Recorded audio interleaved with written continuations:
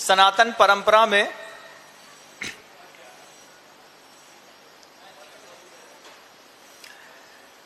तीन ऐसी जगह प्रसिद्ध हैं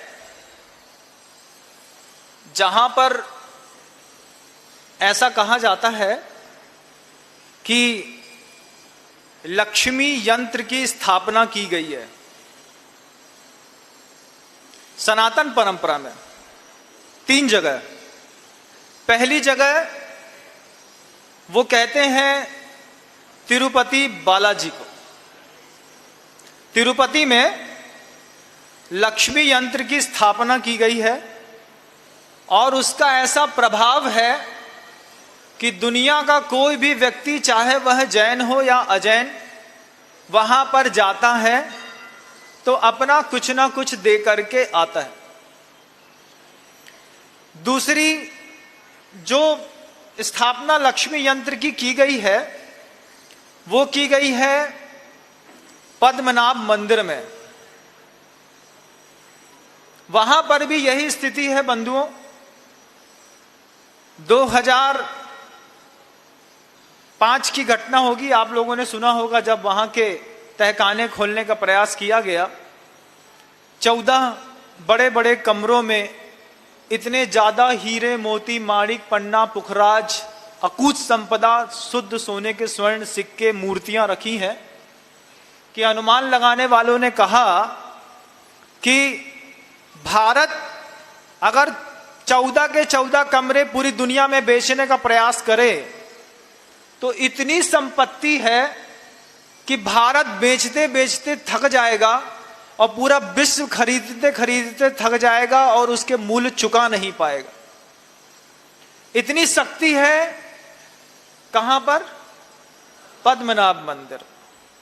और तीसरी एक लक्ष्मी यंत्र की स्थापना की गई है, एक तिरुपति बालाजी, एक पद्मनाभ, और तीसरे यंत्र की स्थापना कहां की गई है? आप बताएं। एक तिरुपति बालाजी में कर दी, एक पद्मनाभ में कर दी और एक जगह और कर दी।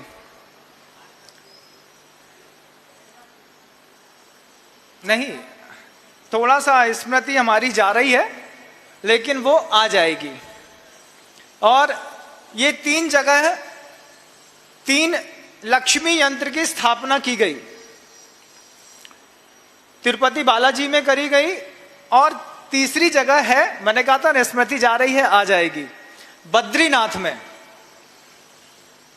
तो बद्रीनाथ, तिरुपति बालाजी और पद्मनाभ मंदिर, ये 3 पूरे भारत के ऐसे मंदिर हैं जहां पर संपत्ति कोई मांगता नहीं है और जाने वाला ये देखता नहीं है कि हम क्या चढ़ा रहे हैं। आपने अगर वहां पे लोगों को देखा हो, सोने की चैन में ऐसा हाथ जाता है, ऐसा खींचते हैं और सामने दान पात्र में डालते चले जाते हैं, चाहे 10 तोला हो, चाहे 50 तोला हो, चाहे 100 तोला हो। ऐसे ये 3 जगह सनातन परंपरा के अनुसार लोग कहते हैं। आचार्य शंकर हुए हैं एक, उन्होंने यहां पर लक्ष्मी यंत्र की स्थापना की। अब आचार्य शंकर को अगर आप पलटा करके बोलें, शंकर शब्द पहले लगा लें, तो फिर क्या शब्द बनता है? शंकराचार्य। आचार्य शंकर बोलो या शंकराचार्य बोलो।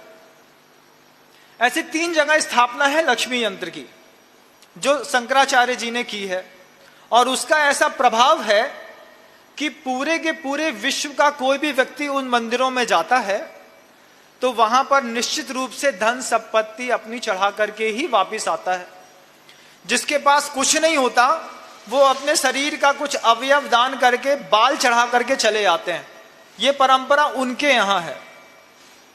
अब आप एक बार तटस्थ होकर के, आंख बंद करके ये देखिए जो मैं आपको दिखाना चाहता हूं।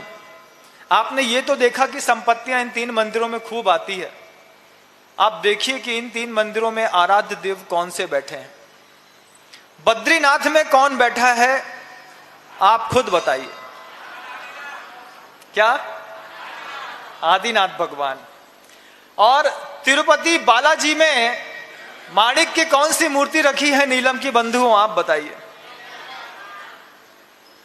और पद्मनाभ मंदिर जो है, जहां पर लक्ष्मी यंत्र की स्थापना की गई, वहां पर कौन से भगवान बैठे हुए हैं, आप खुद बताइए। आप लोगों ने जैन धर्म का ऐसा कोई अनुयायी नहीं है जो जीवन में एक बार बद्रीनाथ की यात्रा नहीं करता, जाता है। तिरुपति जी में जाकर के आप उनका इतिहास खोज करके देखेंगे तो नेमिनाथ भगवान की वह मनोज्ञ मूर्ति है। जब अभिषेक सुबह सुबह वहां का पूरी वस्त्र आभूषण उठार करके होता है तो लोग जैनियों की वहां पर लाइन उस जिनबिंब को देखने के लिए लगी रहती है। और पद्मनाभ मंदिर में भी पद्म प्रभु भगवान विराजमान है, ऐसा लोग कहते आ रहे हैं और हमारी भी आस्था का विषय। आप वहां जाकर के मंदिर की रूपरेखा और स्ट्रक्चर देखेंगे तो आप स्वयं बता देंगे कि बहुत दूर दूर तक यहां पर सिर्फ जैन मंदिरों की ही बातें हो रही हैं। अब आपको ये चीज देखनी है जो मैं आपको दिखाना चाहता कि 3 बड़े बड़े मंदिरों में सनातन परंपरा के अधिकार में वे मंदिर हैं। निश्चित उनकी द्रव्य पूजा और जो भी विधियां होती हैं वहां पर द्रव्य चढ़ता है, लेकिन जो तटस्थ और मध्यस्थ होकर के अन्वेषण करेगा वो स्पष्ट रूप से कहेगा कि कहीं ना कहीं तो आदिनाथ भगवान विराजमान, कहीं नेमिनाथ विराजमान, कहीं पद्म प्रभु भगवान विराजमान है। और जिनके स्थापना करने का सौभाग्य निश्चित किसी न किसी दिगंबर मुनि को मिला होगा।